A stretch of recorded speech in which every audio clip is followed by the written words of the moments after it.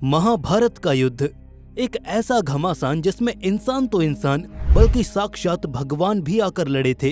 18 दिनों तक चलने वाले इस महायुद्ध में कौरवों और पांडवों के बीच एक भीषण संघर्ष हुआ। इस दौरान भीष्म पितामह जैसे महारथी से लेकर कर्ण जैसे अत्यंत दानवीर और दयालु योद्धा तक ने अपने प्राणों की आहुति दी। दुर्योधन के घमंड का नाश हुआ और शकुनी के छल का अंत।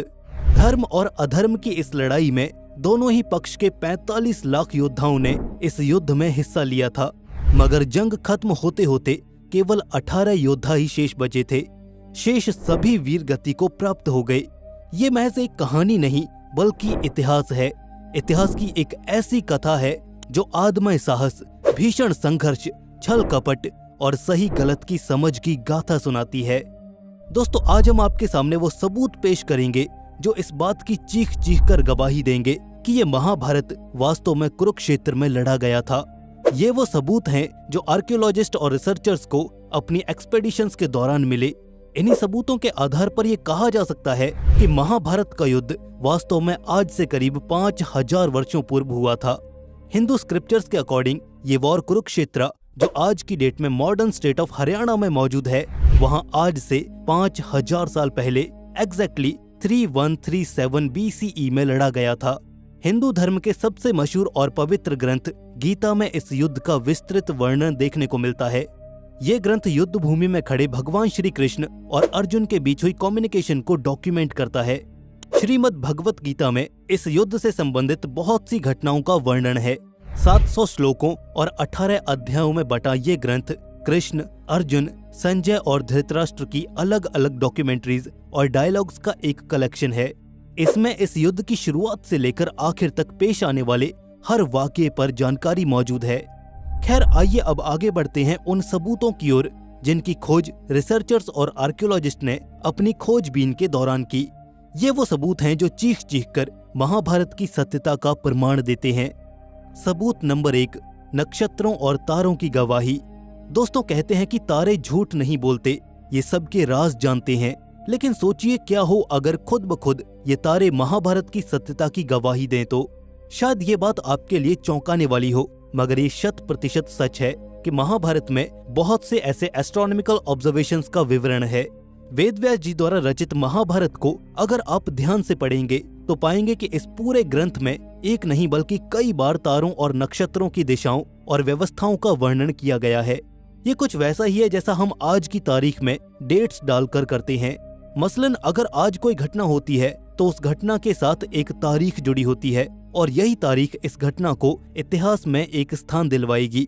पुराने दौर में ठीक यही काम तारों और नक्षत्रों की दिशाओं के विवरण के साथ किया जाता था। फॉर एग्जाम्पल, जिस दिन कर्ण की मौत हुई उस दिन धरती के आकाश में नक्षत्रों की स्थिति कुछ ऐसी थी। And here is the story takes twist. आज की डेट में टेक्नोलॉजी इतनी ज्यादा डेवलप हो चुकी है कि कुछ ऐसे कंप्यूटर सॉफ्टवेयर्स मौजूद हैं जो पूरे के पूरे यूनिवर्स का एक सिमुलेशन प्रोवाइड करते हैं। और आप चाहें तो खुद भी इन सॉफ्टवेयर्स में किसी भी स्टार या कॉन्स्टेलेशन की पोजीशन डालकर ये चेक कर सकते हैं कि क्या कभी पास्ट में स्टार्स की ऐसी फॉर्मेशन बनी भी थी या नहीं। अगर बनी थी तो उस दिन एग्जैक्टली क्या डेट थी। इन सब सिमुलेशंस का इस्तेमाल करके महाभारत में डिपिक्टेड कॉन्स्टेलेशंस और स्टार क्लस्टर्स की पोजीशन को चेक किया गया तो वो पूरा टाइम फ्रेम असली निकला। यानी महाभारत का युद्ध जिस भी टाइम फ्रेम में क्लेम किया जाता है वाकई वो उसी वक्त घटित हुआ था। ये एक साइंटिफिकली प्रूवन फैक्ट है जिस पर कोई भी उंगली नहीं उठा सकता है और चाहे तो कोई भी इसे रेप्लिकेट कर सकता है टू चेक वेदर महाभारत के दावे सच हैं या महज फसाने। खैर, आइए आगे बढ़ते हैं और मिलवाते हैं आपको प्रूफ नंबर 2 से, जियोग्राफिकल एविडेंसेस।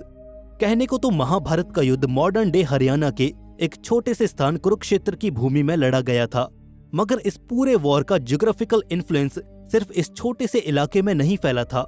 महाभारत का युद्ध बहुत से ऐसे स्थानों को भी वर्णित करता है जो आज की मॉडर्न डे ज्योग्राफी और एंशिएंट जियोपॉलिटिक्स से मेल खाती है।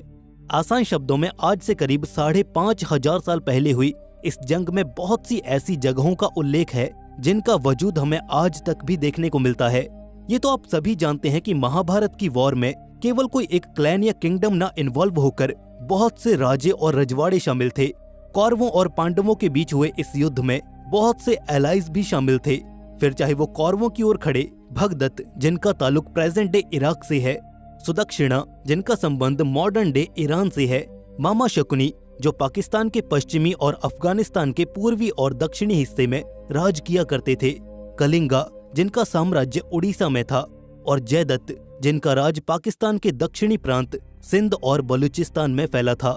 ठीक इसी तरह इस कहानी के दूसरी तरफ है पांडवों की सेना, जिनमें पांचाल यानी कि उत्तर प्रदेश, मत्स्य यानी कि राजस्थान, मगध यानी कि बिहार, पांड्या यानी कि दक्षिण भारत और ऐसे ही बहुत से राज्य शामिल थे।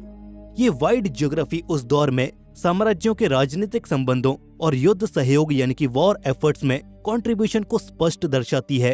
अगर हम इसे मॉडर्न डे वर्ल्ड जियोपॉलिटिक्स से रिलेट करें तो हमें बहुत से लेसन्स और डिप्लोमेटिक टीचिंग्स सीखने को मिल सकती हैं। और यही वजह है कि Steve jobs, Robert Oppenheimer, mark Zuckerberg और एल्फ्रेड फोर्ड जैसी रीनोन्ड पर्सनैलिटीज ने हिंदू वैदिक स्क्रिप्चर्स का रुख किया। खैर आइए अब आपको last but not the least proof number 3 से वाकिफ करवाते हैं। That's archaeological excavation and research. ये सबूत एक ऐसा सबूत है जिसे नकारना मुश्किल ही नहीं बल्कि नामुमकिन है। आप माइथोलॉजी शब्द का मतलब तो समझते होंगे। वेल इट मीन्स मिथक यानी मन घड़ंत और झूठी कहानियां। पिछले कई सालों में इस शब्द की आड़ लेकर हजारों बार सनातन संस्कृति और पौराणिक ग्रंथों पर सवाल उठाए गए, उन्हें काल्पनिक और किंवदंती बताया गया, परंतु वास्तव में इन सभी दावों की कमर तब टूटी जब इन पर आर्कियोलॉजिकल सर्वे ऑफ इंडिया और कुछ इंडिपेंडेंट रिसर्चर्स की टीम ने खोजबीन शुरू की। इस कड़ी में उन्हें वहां पर बहुत से ऐसे प्रमाण मिले जिसने महाभारत के युद्ध की प्रामाणिकता पर मोहर लगाई। फॉर एग्जाम्पल, अगर पास्ट में इतनी मैसिव वॉर हुई थी तो उसमें इस्तेमाल होने वाले अस्त्रों और शस्त्रों का कोई न कोई सबूत तो बाकी होगा ही। कोई हथियार, कोई तीर या फिर कुछ ऐसा जो इस जंग की गवाही देता हो। शायद यही सोच रही होगी इन रिसर्चर्स के जहन में जब ये इस आर्कियोलॉजिकल साइट का एक्सकेवेशन करने आए। दिल्ली, हरियाणा, उत्तर प्रदेश और बिहार के तमाम हिस्सों में बेहद मैसिव स्केल पर यह आर्कियोलॉजिकल प्रोग्राम चलाया गया, जिसमें बहुत सी मेजर और माइनर साइट्स की खुदाई हुई।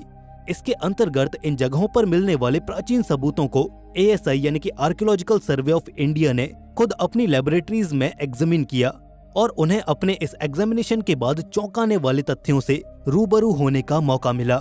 कुरुक्षेत्र में जहां ये युद्ध लड़ा गया था, वहां से वैज्ञानिकों ने लोहे के बने तीर और बाण बरामद किए। जब थर्मोल्यूमिनेसेंस टेक्निक द्वारा इन तीरों की उम्र पता लगाई गई तो ये आज से करीब 4800 साल पुराने निकले, जो कहीं न कहीं महाभारत के डॉक्यूमेंटेड टाइम फ्रेम के बेहद नजदीक दिखाई दिए। दैट्स नॉट ऑल, इसके अलावा जमीन के नीचे खुदाई के दौरान कुछ ऐसे अर्थनवेयर्स मिले जिन्हें आज तक भी टेस्ट किया जा रहा है। हिस्टोरियंस और आर्कियोलॉजिस्ट का ये मानना है कि ये तमाम चीजें या तो महाभारत की जंग से सीधे तौर पर या फिर उस काल के सामान्य लोगों से संबंध रखती हैं। इन ठोस सबूतों के साथ ही Dwarka the drowned ancient city भी एक जीता जागता सबूत है जिसने महाभारत के हक में गवाही दी। ठाकुर जी यानी कि लॉर्ड कृष्णा का शहर द्वारका एंशिएंट हिंदू टेल्स का एक वाइटल एलिमेंट है। बताया जाता है कि जब श्री कृष्ण ने द्वापर युग में पृथ्वी को छोड़कर स्पिरिचुअल वर्ल्ड का रुख किया तो उनके पीछे काली युग की शुरुआत हुई, जिसके चलते द्वारका और इसके नगर निवासी समंदर के आगोश में समा गए।